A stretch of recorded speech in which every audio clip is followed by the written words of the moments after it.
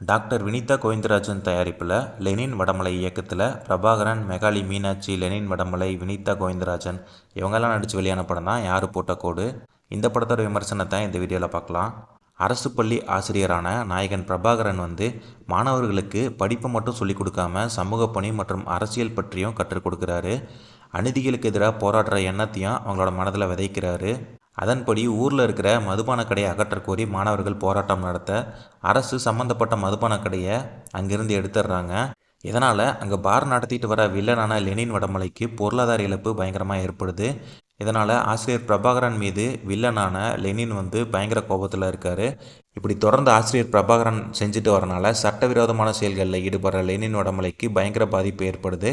இதனால் ஆசிரியர் பிரபாகரனை பழிவாங்கிற விதமாக சரியான நேரத்தை எதிர்பார்த்து காத்துட்ருக்காரு.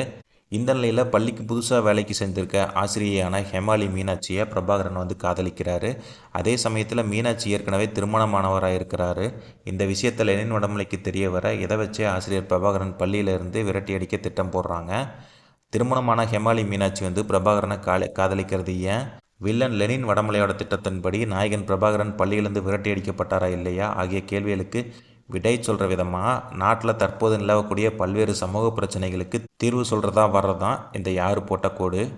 நாயகனாக நடிச்சிருக்க அறிமுக நடிகர் பிரபாகரன் கிராமத்து ஆசிரியர் கதாபாத்திரத்துக்கு கச்சிதமாக பொருந்திருக்காருன்னே சொல்லலாம். தோற்றத்தில் மட்டும் இல்லாமல் தன்னோட இயல்பான நடிப்பு மூலமாக ஆசிரியராகவே வாழ்ந்திருக்காருன்னு சொல்லலாம். பிரபாகரன் முதல் படங்கிற அடையாளமே தெரியாதவர் மிகவும் சிறப்பாக நடிச்சிருக்காரு. குறிப்பாக ஊரில் எந்த பிரச்சனை நடந்தாலும் அதை தன்னோட அறிவுரை மூலமாக சரி செய்யும் ஆற்றல் படைச்சவராக வலம் வந்திருக்காரு பிரபாகரன். வசன உச்சரிப்பு, உடல் மொழின்னு எல்லாத்தையும் நேர்த்தியாக கையாண்டு மக்கள் மனசில் வாத்தியாராக இடம் பிடிச்சிருக்காருன்னே சொல்லலாம்.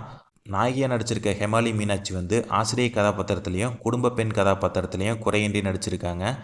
பாடல் காட்சிகளில் வறண்ட நிலத்தை குளிர்விக்கும் அடைமலை போல் அந்த பாட்டுக்கு பார்வையாளர்கள் மனதுக்கும் கண்களுக்கும் கவர்ச்சி விருந்தாகவும் அமைஞ்சிருக்குன்னு சொல்லலாம். வில்லனாக நடிச்சிருக்க இயக்குனர் லெனின் வடமலை தோற்றம் மற்றும் நடிப்பு ரெண்டுலேயுமே மறைந்த டேனியல் பாலாஜியை நினைவுபடுத்துகிற மாதிரி நடிச்சிருக்காருன்னு சொல்லலாம். தொடர்ந்து நல்ல கதாபாத்திரங்களை தேர்வு செஞ்சு நடித்தா கண்டிப்பாக தமிழ் சினிமாவில் தவிர்க்க முடியாத வில்லனாக உச்சம் பெறுவார். கண்டிப்பாக வில்லன் லெனின் வடமலை மகனாக நடிச்சிருக்க சிறுவன் துகின் வியக்க வைக்கும் விதத்தில் வசன உச்சரிப்பு, உடல் மொழி என நடிப்பில் மிரட்டியிருக்காருன்னு சொல்லலாம்.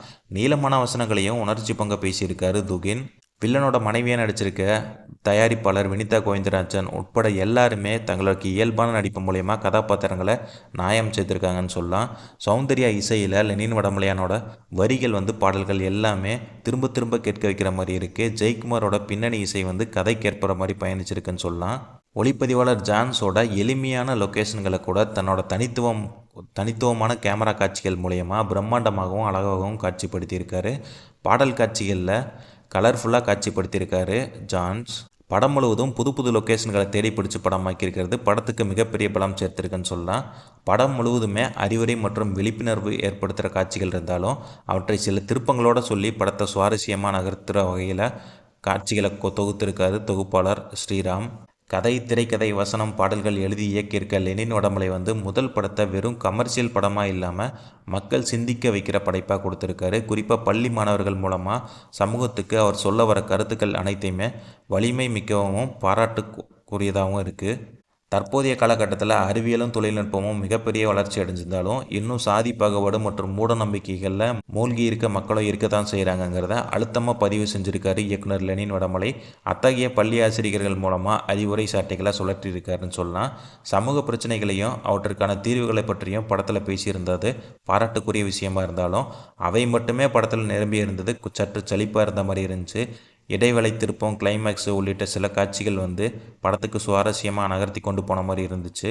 இந்த படம் மக்களுக்கு பொழுதுபோக்கிற்கான படமாக மட்டும் இல்லாமல் விழிப்புணர்வு படமாகவும் இருக்கும். மொத்தத்தில் யார் போட்ட கோடு புதிய புரட்சின்னு சொல்லலாம். என்னோட ரேட்டிங் 5க்கு 3 கொடுப்பேன். நீங்கள் இந்த படத்தை பார்த்துட்டு உங்களோட கருத்தை கமெண்ட்டில் சொல்லுங்கள். தேங்க்ஸ் ஃபார் வாட்சிங்.